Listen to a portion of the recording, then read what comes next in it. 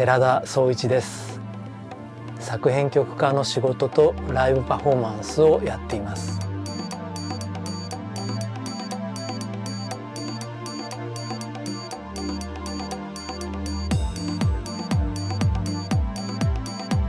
80年代の後半ぐらい、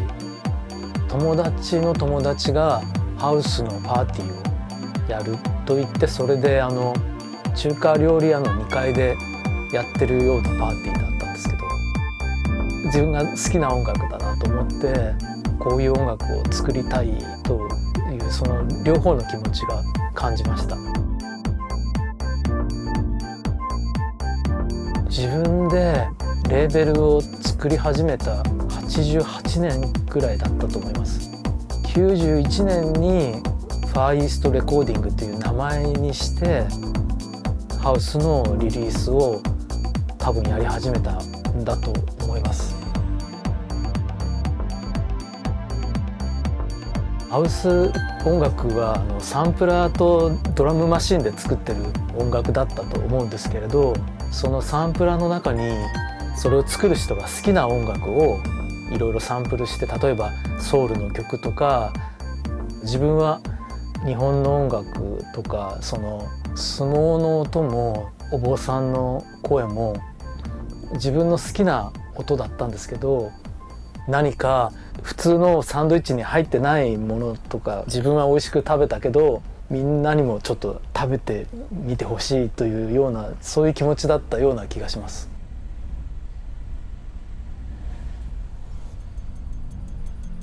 90年代の後半ぐらいにかけてプレイステーションとかサターンとかが発売されて、むちゃくちゃたくさんソフトが作られるようになって、で音楽もどんどん必要になったから、そのファーイーストレコーディングで作ったスモージャングルをゲームの監督が気に入ってくれて、エープエスケープの音楽を作りませんかというオファーをもらったので、その背景にはゲーム産業が大きくなったっていうこともあると思うんですけど。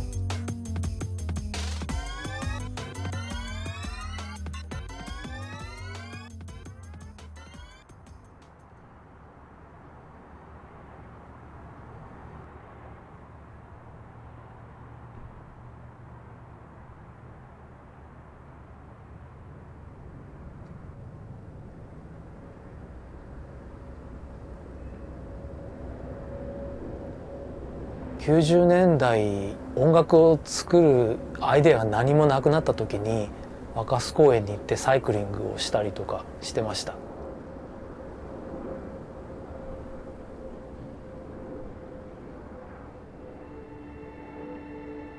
当時はまだゲートブリッジもなかったし、本当に海の端っこの公園という感じだったんですね。久しぶりに行ってすごく懐かしかったです。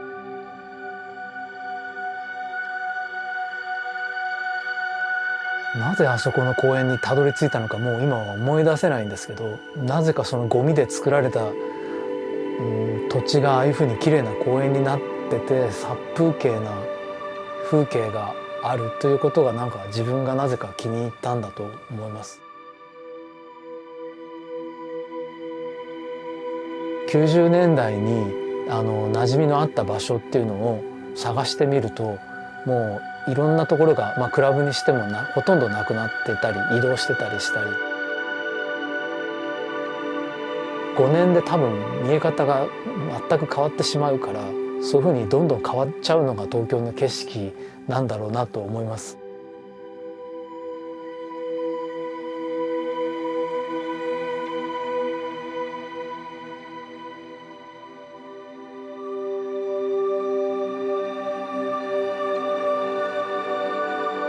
そんなにねドライブほとんどしないんですけれども、自分で作った音楽とかものすごく大きい音でチェックするときに車の中でやったりとかするので、あまりドライブという意識はないですけれど、そのライブパフォーマンスのための移動のために運転したりとか、そういうことは好きなんですね。もう90年代から車にすごく愛着が湧いちゃって、自分のなんかパートナーみたいな感覚になってるんですね。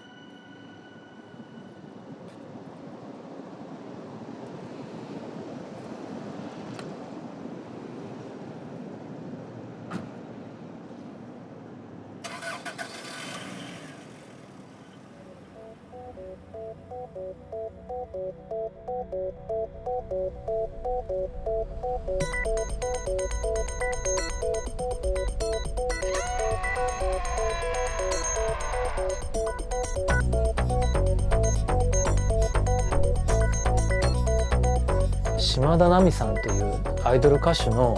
リミックスを6曲作る機会があって、中に入ってた一つの曲が「サンシャワー」という曲で、自分としてはそれがすごくハウスミュージックに影響されてた曲なんだと思うんですけれども、89年のその12月にそのプロモーション版のアナログ版を持ってニューヨークに遊びに行ったんですね。久石岡さんというオーガナイズの人がそのパーティーでやっていた DJ の人たちに渡してくれたんだと思います。それでそのラリー・レバンがその「サンシャワー」という曲をよくかけてくれるようになったので、そこからつながりができました。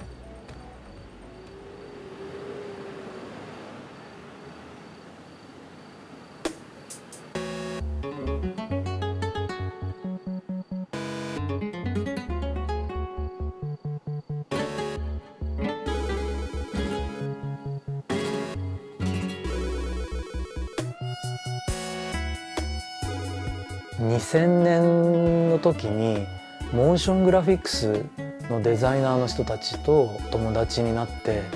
で彼らとコラボレーションする企画をすごく作りたくて、自分の当時興味がすごくあったその日本の民謡を何かエレクトロニックなビートにして、そういうモーショングラフィックスのデザイナーと一つのプロジェクトでやってみたくて、それで澤高っていうのを始めたんですね。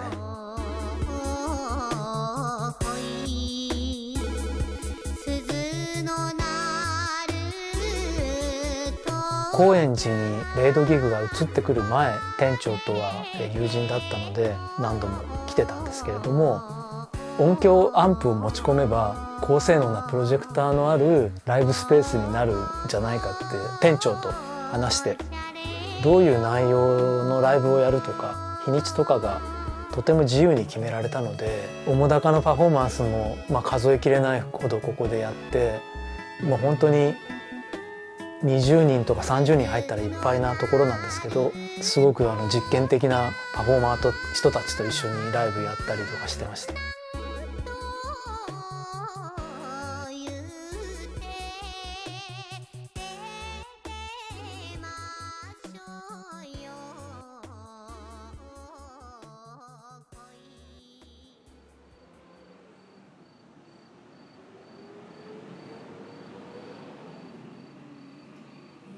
マシュマロのちっちゃいスピーカーわかります？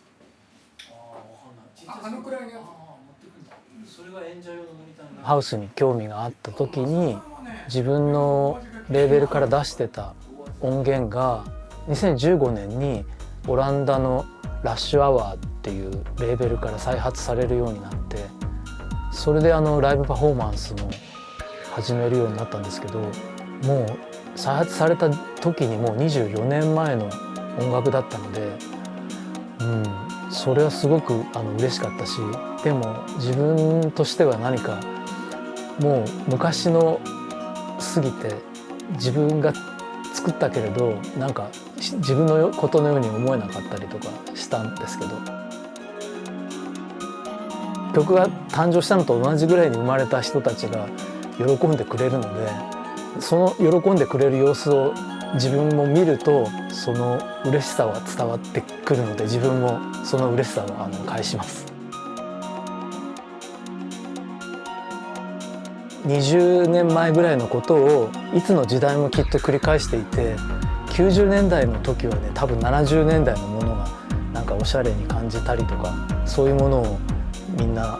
ちょっと取り入れたりしてたと思うんですけど、今その90年代のものがそういうふうにもう一回評価されるっていうこと自体が、自分がおっさんになったことをすごく感じます。なぜか楽しい